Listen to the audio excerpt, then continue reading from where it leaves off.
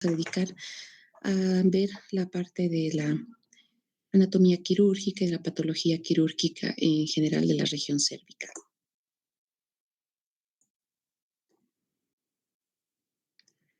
Voy a compartir la pantalla y comenzamos.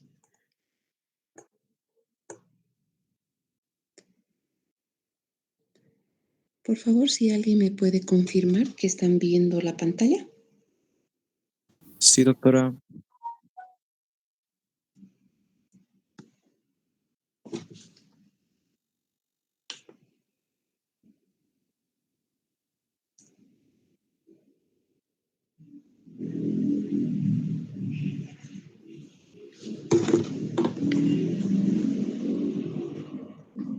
¿Alguien me puede confirmar si están viendo la pantalla? Sí, doctora. Sí se ve, doctor. Sí se ve, doctora. Voy a dejar de compartir.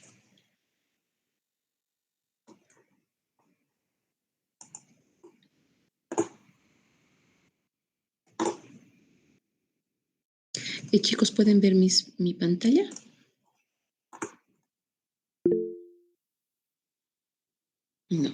No logro escucharles.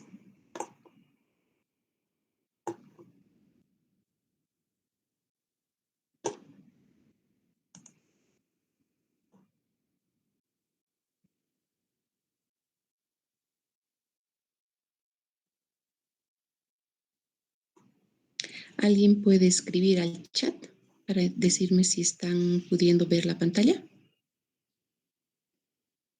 ¿O si pueden escucharme?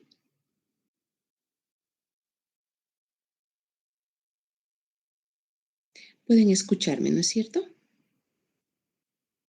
Perfecto. Ahora sí, voy a compartir la pantalla y comenzamos.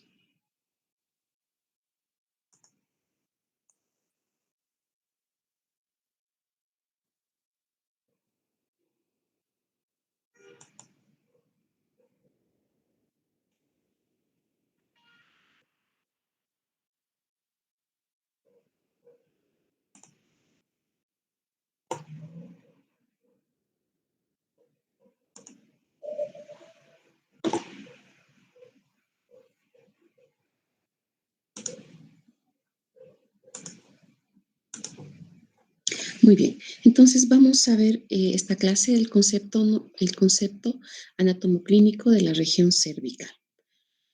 Entonces, cuando llega un paciente a nuestro consultorio o a la emergencia con una lesión de este tipo, lo que nosotros queremos ver inmediatamente, queremos saber cuál es el diagnóstico y de qué se trata esta lesión. Para esto, necesitamos ver diferentes aspectos. Uno de ellos, que es muy importante, es primero ver las consideraciones anatómicas, ver los diferentes reparos anatómicos, es decir, en relación a qué estructura se encuentra esta lesión, tener ciertas consideraciones clínicas como ser la anamnesis, el examen físico y por último realizar exámenes complementarios, con lo cual vamos a poder llegar a un diagnóstico definitivo. Dentro de lo que son los reparos anatómicos tenemos uno de ellos, el primero, que se denomina la apófisis mastoides. La apófisis mastoides es la porción sobresaliente, aplanada de la región mastoidea del hueso temporal. Podemos ver a este nivel, a nivel de la apófisis mastoides, en su cara externa, que es rugosa, van a ir a insertarse varios músculos cuya función es la flexión y la rotación del cuello. En la parte interna también tenemos una incisura donde se va a ir a insertar el músculo digástrico. Posteriormente tenemos la apófisis transversa del atlas. Como sabemos, el atlas es la primera vértebra cervical. Es una vértebra cervical, es una vértebra atípica debido a que no presenta el cuerpo vertebral del resto de las vértebras. Al contrario, tiene dos arcos, un arco anterior y un arco posterior. Tampoco tiene una apófisis espinosa. Estos arcos se unen lateralmente y van a formar estas carillas articulares, tanto en la parte inferior como en la parte superior, y de ellas desprenden unas ramas que se unen y forman lo que denominamos la apófisis transversa del atlas. También es una estructura muy importante, ya que muchas estructuras musculares también se unen y permiten que el cuello tenga la movilidad. Otro reparo anatómico importante es el ángulo del maxilar inferior, de la mandíbula, actualmente así se denomina, que tiene dos partes, un cuerpo y las ramas, ¿no? La parte del ángulo es la unión entre ambas partes. Otro reparo importante es el músculo esternocleidomastoideo. El músculo esternocleidomastoideo tiene dos vientres que se unen y se insertan a nivel de la apófisis mastoides, en la cara externa de esta prominencia. Y en la parte inferior tiene dos ramas, una que se inserta a nivel del esternón, en su cara superior, del cuerpo del esternón, o del manubrio del esternón, perdón, y otra parte que se va a insertar en la parte más medial de la clavícula. La función de este músculo va a depender si hay una contracción bilateral o unilateral, ¿no? Entonces, cuando la contracción es unilateral, existe una flexión y una rotación del cuello hacia el lado contralateral. Y si ambos músculos se contraen, va a haber una flexión de la cabeza. En la parte quirúrgica es importante este músculo considerarlo porque la mayoría de las incisiones que se realizan para los procedimientos quirúrgicos a nivel de la región cervical, estas incisiones van a encontrarse por delante y respetan al músculo esternocleidomastoideo, es decir, que no lo secciona. En la línea media podemos ver varias estructuras que van a sobresalir a este nivel. Una de ellas, la más superior, es el hueso hioides. El hueso hioides es un hueso que no está directamente unido a otra estructura ósea que se encuentra alrededor, pero sí está unida a ellas mediante uniones musculares y ligamentosas. Tenemos varios músculos que se insertan en la parte superior del hueso hioides. A estos músculos se denominan supraioideos, y otros que se insertan en la parte inferior y se denominan infraioideos. Posteriormente tenemos el cartílago tiroides con su prominencia tiroidea, también llamada la manzana de Adán, y por debajo el cartílago cricoides. Entre el cartílago tiroides y el cartílago cricoides existe una membrana, que es la membrana cricotiroidea. Esta membrana nos permite, cuando existe una insuficiencia respiratoria por una obstrucción de la vía aérea superior, poder ingresar rápidamente, ya sea a través de una punción o una incisión para colocar un catéter, para poder acceder y poder administrar el oxígeno a un paciente que está con una insuficiencia respiratoria y poder evitar una encefalopatía hipóxica. La clavícula es un hueso par que se encuentra en la parte superior del tórax y permite la unión del tórax con la cintura escapular. Se inserta medialmente en el esternón y lateralmente en el manubrio. Se inserta a nivel de los omóplatos. También es importante como reparo anatómico la incisura supraesternal. También es importante mencionar el músculo platisma, o también llamado músculo cutáneo del cuello. Es un músculo muy delgado que se encuentra por debajo de la piel, inmediatamente por debajo de esta, y va a transcurrir desde la parte superior del tórax, que es donde se inserta en la musculatura de la región pectoral, también a nivel de la clavícula, y asciende hacia la parte medialmente y superior para insertarse en el borde inferior de la mandíbula, así también de varios músculos de la región de la cara. En la parte anterior carece de fibras y esta parte está descubierta y solo se observa la fascia superficial.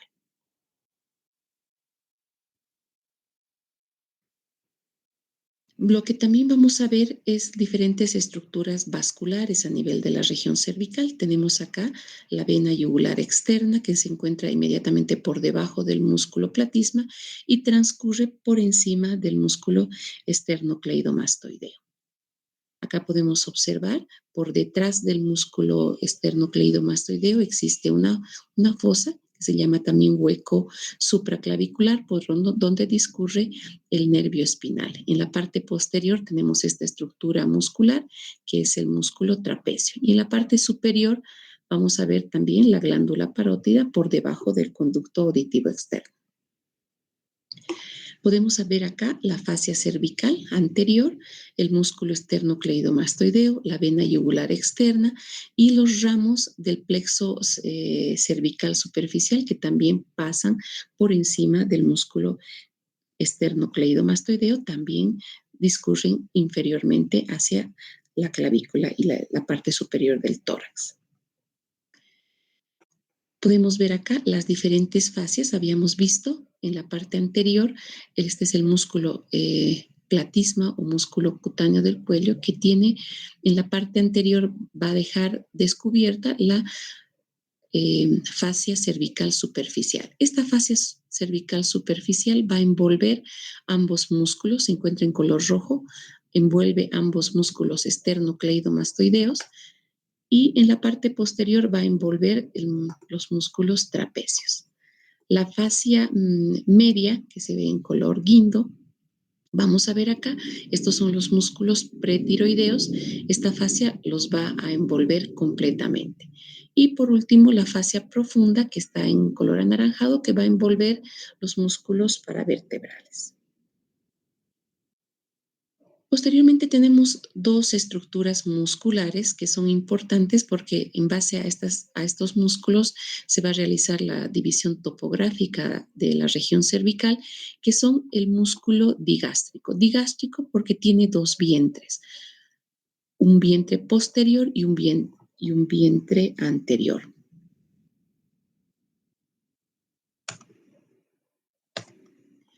El vientre posterior, como podemos observar acá en color verde, se va a insertar a nivel de la incisura digástrica que se encuentra en la apófisis mastoides, discurre a la parte inferior y medial y tiene un tendón de inserción que se encuentra a nivel del músculo, del hueso hioides.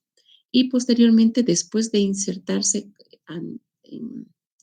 a razón de una polea, va a dirigirse nuevamente hacia arriba y hacia la parte medial para insertarse en el cuerpo de la mandíbula, en su porción inferior y posterior. El segundo músculo es muy similar, también tiene dos vientres, es el músculo omoioideo, que nace del omóplato, se dirige hacia la parte anterior y superior a nivel de la fascia perivascular. Va a haber una pequeña inserción a través de un tendón que se ve aquí de color más blanquecino y posteriormente asciende y se inserta en el borde inferior del hueso hioides. Por último, las estructuras, los grandes vasos de la región cervical, tenemos a la arteria carótida interna y a la vena yugular interna. Entre ambas estructuras vasculares transcurre el nervio vago. También podemos observar a este nivel el nervio frénico y en la parte superior al nervio hipogloso. Tenemos las estructuras también, acá la vena yugular externa, la vena yugular interna que se unen en el lado derecho a la vena subclavia, ¿sí?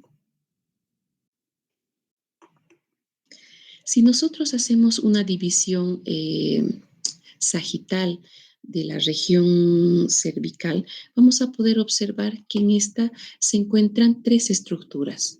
Es decir, van a encontrarse tanto la vía digestiva, con la faringe, el esófago, y la vía aérea, la laringe y la tráquea. Y en la parte posterior también tenemos la columna cervical. Entonces, cuando vemos esta lesión, este paciente que les mostré al inicio, podemos darnos cuenta ahora que si las relacionamos con las estructuras o los reparos anatómicos a nivel de la región cervical, vamos a ver que se encuentra en la parte posterior de la región cervical, por detrás del músculo esternocleidomastoideo, por encima de la clavícula. Vamos a ver que se encuentra por debajo de la región mastoidea y en la parte posterior por delante del músculo trapecio. Pero nosotros necesitamos todavía precisar mucho mejor la localización de esta lesión. Para esto se ha ideado la división topográfica de la región cervical. Para esta división topográfica vamos a ver los diferentes reparos anatómicos que hemos visto al principio, ¿no? Y vamos a ver acá el ángulo de la mandíbula con el reborde inferior del maxilar inferior, la apófisis mastoides, el músculo trapecio, en la parte inferior la clavícula y en la línea media tenemos al huesioides, al cartílago tiroides y al cricoides un poco más por debajo. Entonces, y también tenemos el músculo esternocleidomastoideo. Acá en la parte superior tenemos al músculo digástrico, ya hemos mencionado su inervación o su recorrido y sus inserciones, y el músculo omoioideo. Entonces, gracias a estos diferentes reparos anatómicos, vamos a dividir a la región cervical en 5 triángulos. Vamos a comenzar con el triángulo posterior. Este triángulo se encuentra a este nivel y se encuentra limitado en la parte anterior por el músculo esternocleidomastoideo, en la parte posterior por el músculo trapecio y en la parte inferior por la clavícula. A este le denominamos triángulo posterior. Después tenemos al triángulo carotidio superior. Este triángulo está limitado en la parte anterosuperior por el vientre posterior del digástrico, en la parte posterior-inferior con el borde del esternocleidomastoideo y en la parte inferior tenemos al vientre anterior del músculo omoioideo. Entonces, ¿qué estructuras vamos a encontrar a este nivel? Es sumamente importante porque si se fijan acá tenemos las estructuras del paquete vasculo-nervioso del cuello justamente a este nivel. En el triángulo posterior podemos ver el nervio espinal que les había mencionado anteriormente. Después tenemos al triángulo carotidio inferior, cuyos límites son en la parte superior, el vientre anterior del músculo omoioideo, en la parte posterior, el músculo esternocleidomastoideo y en la parte anterior, la línea media. A este triángulo se denomina carotidio inferior. Podemos observar a este nivel, ¿sí? Donde se encuentran los músculos pretiroideos y la glándula tiroides también. Posteriormente tenemos el triángulo submentoniano. Este triángulo está delimitado en la parte posterior por el vientre anterior del músculo digástrico, podemos ver a este nivel, el borde inferior de la mandíbula y hacia la parte medial la línea media, ¿no? Aquí podemos encontrar la glándula submaxilar, también la glándula sublingual y los músculos supraioideos. Por último, el triángulo digástrico. Este triángulo está delimitado por el vientre anterior y posterior del músculo digástrico, en su parte anterior y posterior, y en la parte superior, el borde inferior de la mandíbula. Podemos ver aquí el triángulo digástrico, ¿no? Donde se va a encontrar también la glándula submaxilar. Entonces, si nosotros nos preguntamos topográficamente dónde se encuentra esta lesión, vamos a ver que se encuentra a nivel del triángulo posterior. Acá podemos observar otra lesión que se encuentra a nivel del triángulo carotidio superior, ¿no? Entonces, esta lesión tendremos que sospechar tal vez se trata de alguna lesión que se va a originar a nivel del paquete vasculonervioso. Puede tratarse tal vez de una lesión vascular también. Este paciente, vamos a ver, tenemos el músculo esternocleidomastoideo más o menos en esta proyección, el músculo trapecio, y vamos a ver que se trata del triángulo posterior. Acá vemos que se encuentra esta lesión por debajo de la mandíbula y por delante del vientre anterior del músculo digástrico y corresponde al triángulo submentoniano. También es importante, porque una patología muy frecuente a nivel de la región cervical van a comprometer a los ganglios linfáticos. Entonces es importante poder también definir cuáles son los diferentes grupos ganglionares en la región cervical. Si nosotros hacemos una descripción netamente anatómica, vamos a ver que existen diferentes grupos ganglionares. Tenemos los submentonianos, los submandibulares, tenemos los parotidios a este nivel, los retroauriculares, los occipitales, los yugulares y los yugulares que van a transcurrir alrededor de la vena yugular. Sin embargo, quirúrgicamente también se han dividido en diferentes grupos ganglionares y estos son 5. El grupo 1, que corresponde a los submentonianos y los submaxilares, el grupo 2, 3 y 4, que van a ser los grupos yugulares, al grupo 2 en el grupo superior, 3 medio, 4 inferior, y los posteriores que corresponderían al grupo número 5 ganglionar. Entonces, estos grupos ganglionares van a recibir la linfa de diferentes estructuras, tanto de la cabeza como del cuello. El grupo 1 va a recibir lo que es la linfa de la cara y las cavidades comunes al cráneo y la cara, como ser la fosa pterigomaxilar, las fosas nasales, la cavidad oral, la boca y de los labios. Es decir, que de todas las cavidades comunes del cráneo y la cara, y también va a recibir de todo lo que es la región facial. El grupo número 2 va a recibir la linfa del grupo 1 y también de las vísceras del cuello, como ser la laringe, el esófago, la tráquea y la orofaringe y la hipofaringe.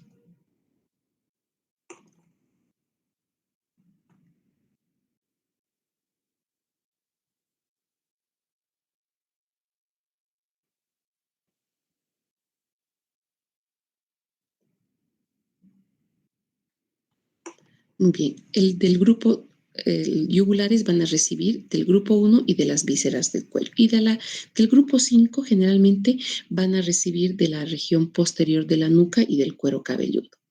Entonces, en este caso, esta lesión, si se tratara de una adenopatía, tendría que corresponder al grupo 5.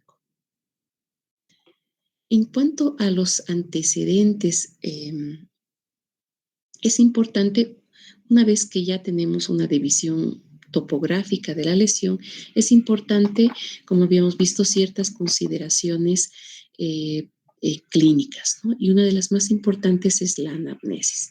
Dentro de la anamnesis es importante ver diferentes antecedentes, como ser tabaquismo, drogadicción, esto por las infecciones, pueden tratarse de infecciones de transmisión, transfusiones sanguíneas, si existe un medio epidemiológico para tuberculosis o micosis, un tratamiento odontológico reciente, pueden orientar hacia el diagnóstico.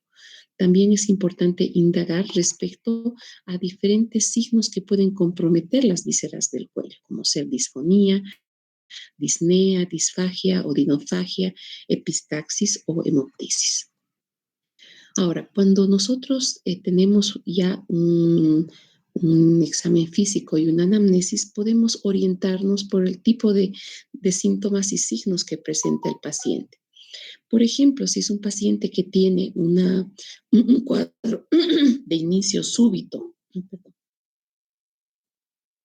tiene un cuadro de inicio súbito que se caracteriza por fiebre, puede haber datos inflamatorios como dolor, calor, rubor en un paciente joven.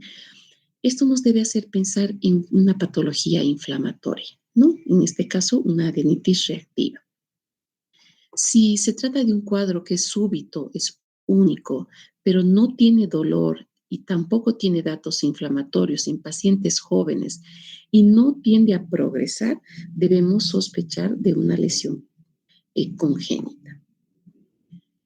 Al contrario, si es una lesión que ha tenido una lenta evolución, pero ha sido progresiva, que ha estado mucho tiempo asintomática, pero rápidamente ha presentado un dolor de difícil control y se ha propagado a otras regiones, debemos sospechar una lesión neoplásica, ya sea primaria o secundaria. Muy bien. El examen físico de la región cervical debe ser bastante metódico, ¿no? Y dentro de esto tenemos diferentes elementos que nosotros debemos explorar. El primero es la forma general. Lo podemos hacer por la parte anterior, un paciente que tiene que estar descubierta la parte superior del tórax. Podemos hacerlo desde la parte posterior y desde la parte anterior, ver deformidades y ver fundamentalmente la piel. En la piel podemos encontrar ya sean cicatrices, orificios fistulosos, tumores, en este caso inflamatorios, también otro tipo de tumores con diferentes consistencias, entonces debemos nosotros tomar en cuenta en el examen físico. El otro aspecto es que debemos examinar la vena yugular externa. Normalmente la vena yugular externa en un paciente no es visible cuando el paciente está ya sea sentado o parado. Sin embargo, cuando el paciente está recostado, esta vena puede ser visible solamente en la parte inferior cuando hacemos una línea horizontal que pasa a través del manubrio del esternón. En este caso, por ejemplo, esta vena es visible en toda su extensión. En este caso vamos a hablar de una ingurgitación yugular. Esto nos puede indicar ya sea una insuficiencia cardíaca derecha, puede tratarse de un taponamiento cardíaco o una pericarditis constrictiva. El pulso arterial debemos tomarlo en la parte superior, en el triángulo carotidio superior. El pulso generalmente es visible y palpable. Y vamos a ver las características de este pulso, como ser la frecuencia. Podemos ver el ritmo. Muchas veces hay que pueden estar arrítmicos, como las fibrilaciones auriculares, por ejemplo, y la amplitud. Cuando hay un aumento de la amplitud, puede tratarse de una anemia severa.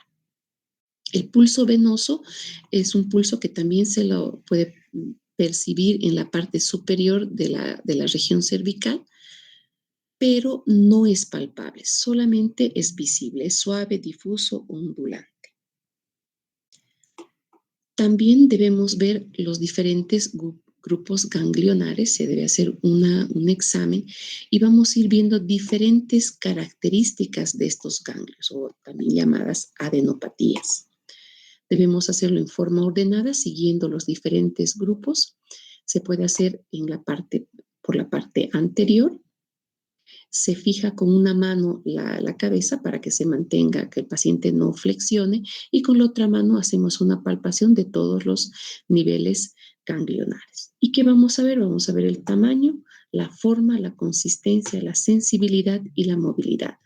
Esto nos va a permitir tener cierta idea de las del posible diagnóstico. Y vamos a poder diferenciar entre adenopatías agudas o adenopatías crónicas, que también pueden estar producidas por lesiones metastásicas, enfermedades hematológicas, infecciones específicas. Vamos a ver que en cuanto al tamaño, generalmente las infecciones son agudas de los ganglios linfáticos son de tamaño mediano. Generalmente cuando son crónicas o neoplásicas son de mayor tamaño, son grandes. La forma en las agudas es regular, en las crónicas puede ser regular o irregular. La consistencia en las agudas puede ser generalmente puede ser generalmente son dolorosas en las infecciones agudas. En las crónicas, en las enfermedades neoplásicas, a veces puede no haber dolor o puede haber dolor de reciente inicio. En cuanto a la movilidad, las adenopatías que son infecciosas agudas, generalmente son móviles, y las crónicas generalmente pueden ser móviles o pueden ser fijas. Entonces, esto también nos puede ayudar hacia un diagnóstico.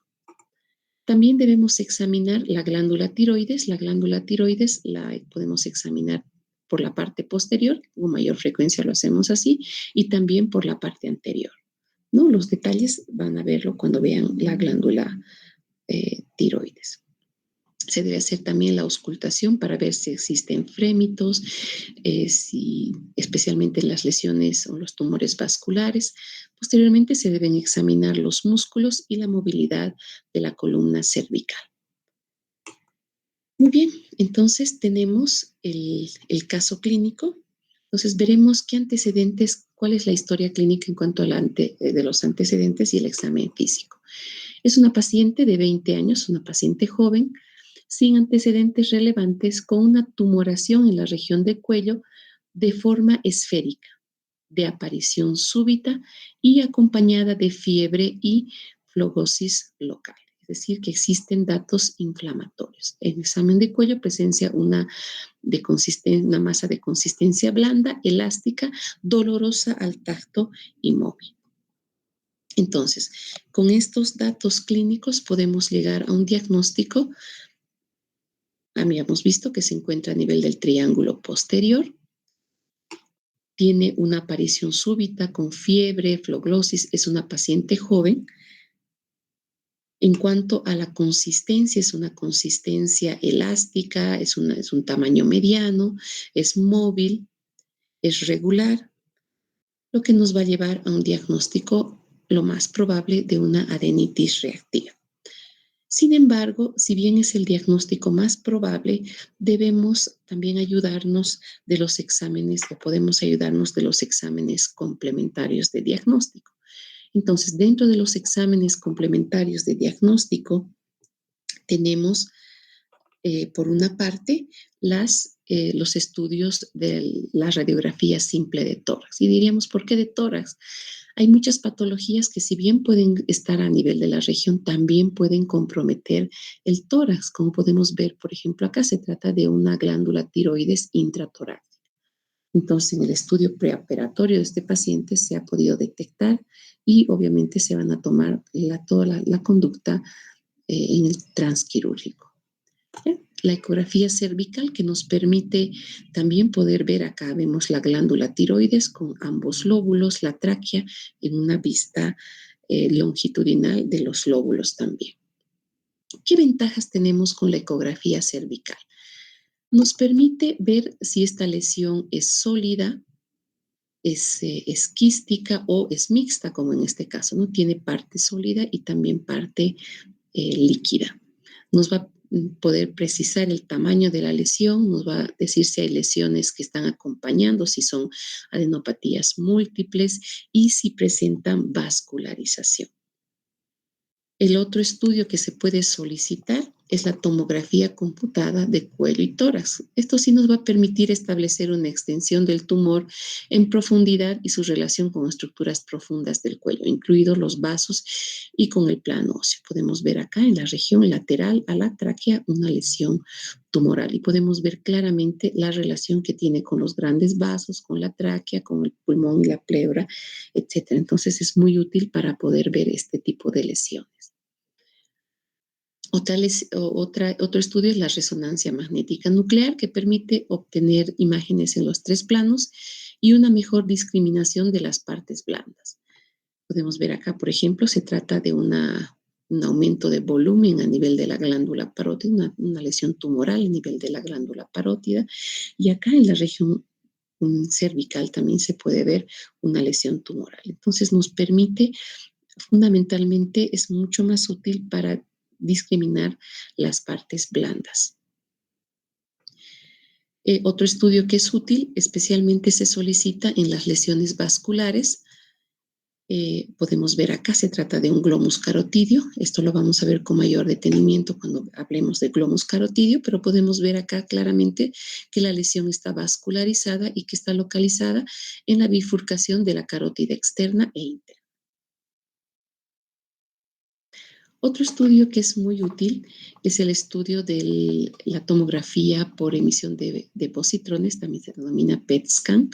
Es un estudio funcional que detecta sitios de alta actividad metabólica y es especialmente valioso para ubicar tumores primarios y tumores metastásicas, ¿no? Que pueden ser asintomáticas o que no se pueden encontrar por otros medios. Por ejemplo, acá podemos ver una lesión probablemente metastásica a nivel del pulmón y acá tenemos una lesión también a nivel de hígado.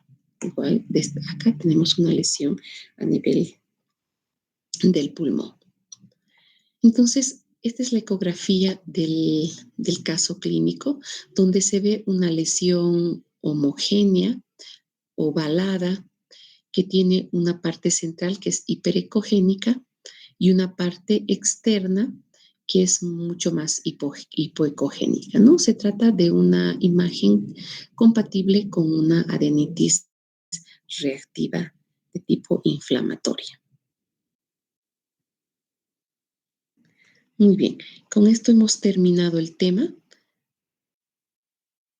Creo que hay alguna dificultad en cuanto a los permisos para poder, no sé si alguien tiene alguna pregunta.